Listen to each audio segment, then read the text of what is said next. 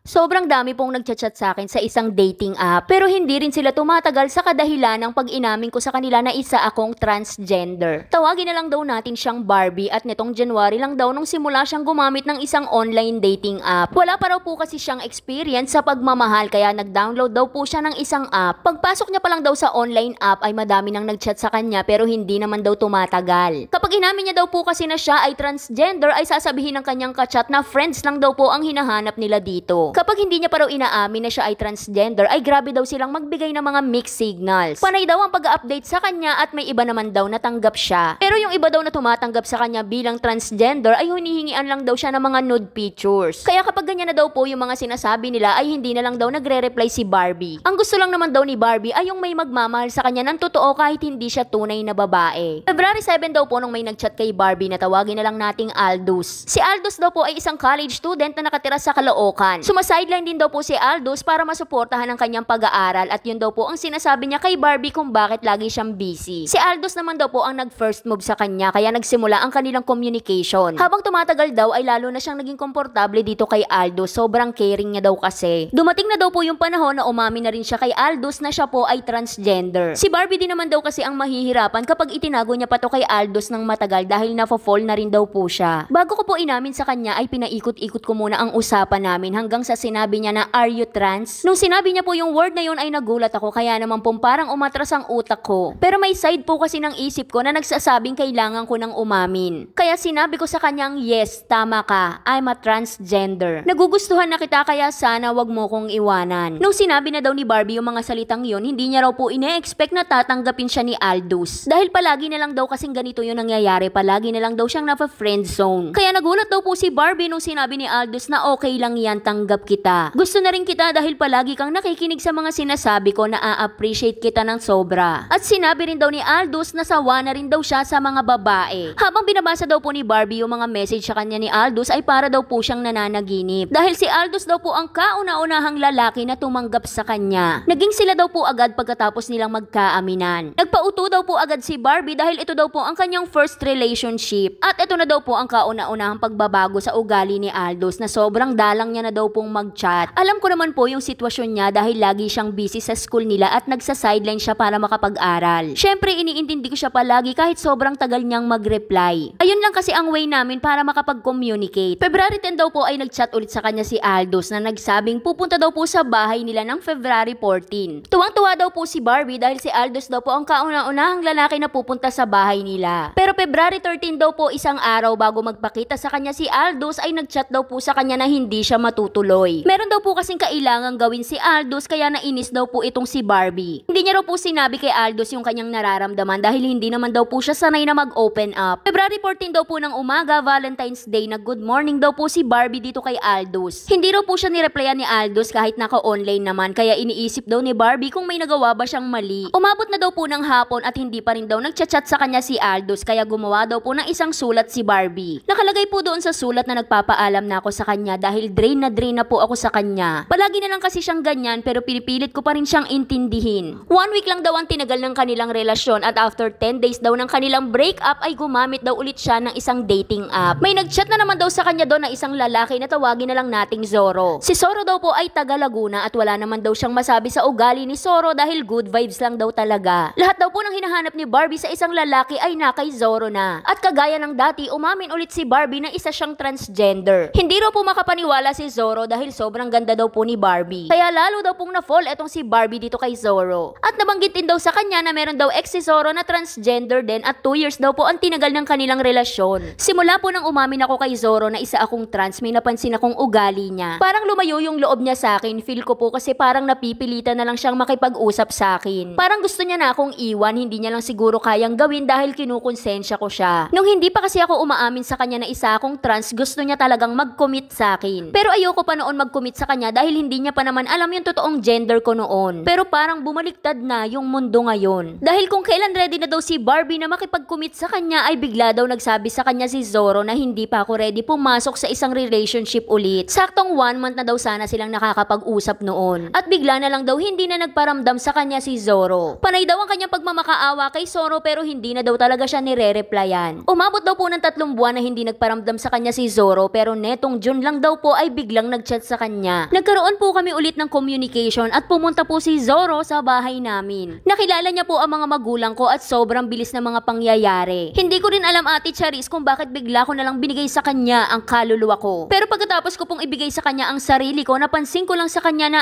ayaw niya na akong ka-holding hands pag nasa labas kami. Parang hindi na po siya komportable sa akin, nalilito po talaga ako sa ugali niya. Isang linggo po ang nakalipas nung pumunta siya sa bahay namin, hindi niya na po ako ulit kinausap. Feeling ko po tuloy ay ginamit niya lang ako. Ano pong maipapayo nyo? Hanggang dito na lang, Ate Charis. Alam mo kasi, Barbie, si Zoro lang kasi yung makakasagot kung ano talaga yung intensyon niya sa'yo. Pero minsan, kahit hindi naman nila sabihin sa atin yung totoo, nararamdaman naman natin yan. Kahit pa sabihin sa'yo ni Zoro na mahal ka niya pero hindi naman ganun yung nararamdaman mo, nasa sa'yo na lang yan kung ipagpapatuloy mo pa rin yung pakikipagrelasyon kay Zoro. Huwag ka na lang siguro masyado mag-overthink. Enjoyin mo na lang din yung mga oras na magkasama kayo. At para sa mga gustong sumulat, dito lang po yan sa ating Facebook page na Saycarp. Huwag kalimutan mag-follow para updated ka sa mga kwentuhan natin everyday. Kaya graduate ka na, Kate Peralta Soriano, Marlene De Los Reyes, Bea Leonardo at Angela Gonzaga. Kaya yun lang. Like and share para alam mo kung anong namin bukas. Bye-bye!